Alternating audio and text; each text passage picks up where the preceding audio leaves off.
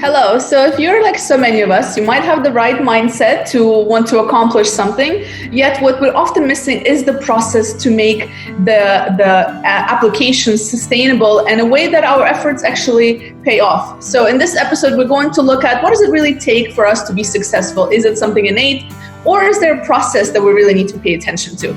So Ivan, tell us a bit more about this. Elena, the brain is super simple. In fact, it's mainly driven by two emotions. In fact, it is fear and pleasure.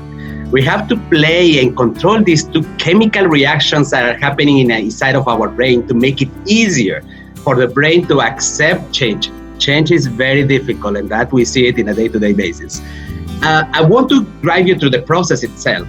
The example that I want to use is, what if I want to change my career coming, let's say, from finance, and I want to move to marketing? So, in fact, the process starts by setting ourselves into a goal. So, the step one is going to be to clarify this aspiration or to clarify this goal that we want to achieve, which is, in our case, moving to something that we want to do, moving to marketing, from finance to marketing. The second step that is very important is to clarify or to explore what type of behavior or actions we can do in order to achieve there. So if I want to move to marketing and I'm currently in finance, for instance, I may consider to do marketing masters, going to university again. This is one thing. The second thing, it could be something like I want to talk with people who are in marketing to understand the jargon. I want to understand what it is all about. The third thing might be I want to start reading more about marketing so that I can close a little bit my gaps. Now we have three options of actions that I can start doing it.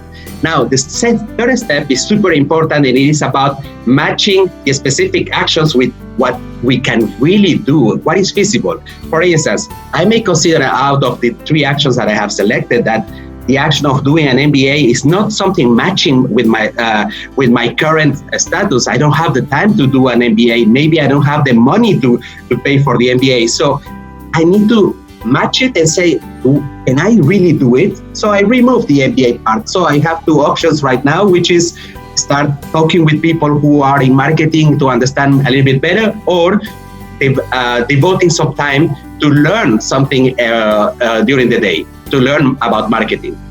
The fourth step is to divide it, Elena, and to make it super tiny, so tiny that is feasible to do it within 2 minutes per day, something that where we don't have this friction of, it is too difficult, too much effort, too much money that I have to devote. So we need to take the action or behavior that we wanted, like the one, for instance, if we take the example of reading a little bit more about marketing, and say, how do I make it a tiny behavior?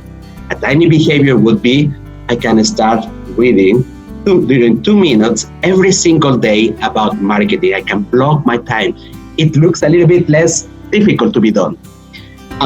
If we decide to do this behavior, it's not going to be easy. So that's why we have the step 5, which is we need like a prompt, that trigger that will remind us to do this action. So examples of prompts or triggers would be about the time on the day where we are doing a recurrent action. Like, for instance, every morning when I wake up, the first thing that I do is go and make my cup of coffee. So what if I linked with this existing habit my reading new behavior that I want to develop? What if my tiny behavior becomes every time that I'm finishing or drinking my coffee, I will devote 2 minutes, simple 2 minutes every day to read a specific subject about marketing.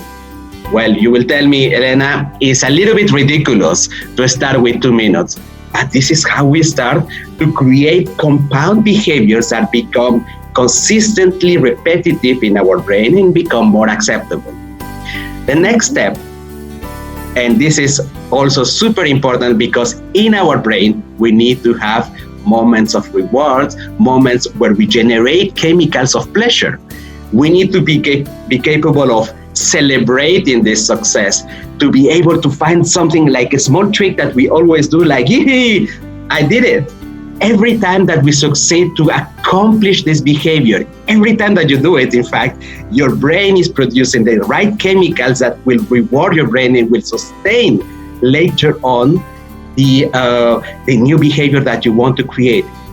It looks simple, it is applicable, and the crazy thing, Elena, and we have seen it in our practice, it works with our current base of customers. Every time that we move out from the big scope that seems so difficult, moving from finance to marketing, and we put it into a small piece of action, and we help the brain to move it forward, to be sustainable, to reward ourselves. It is happening. What do you think, Elena?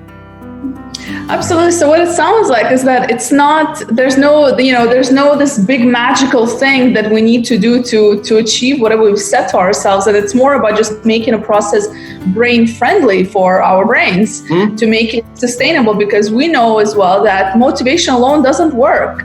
So how do you actually, stay on that motivation path? And this is, you do it in a way that you break it down into small, tiny habits. And so there's no magic wand, but if there was one, it would be tiny habits for sure. Absolutely. The amount of research that nowadays, and we see even millions of people converting to this methodology of designing how, using how the brain works in order to design new behaviors. It is amazing. And the research in neuroscience has progressed so much to make it tangible, like for people like us, to make it easy in order to achieve our goals. So take away, if you want to achieve success on your goal, it is not about you, it is your brain that is refraining you. Start creating a bulletproof process that will make that you will depend less on your motivation and more on the design behavior that you have made it easier to implement. Great, no? Yes. Until next time. Thank you, Elena. See you next time. Bye.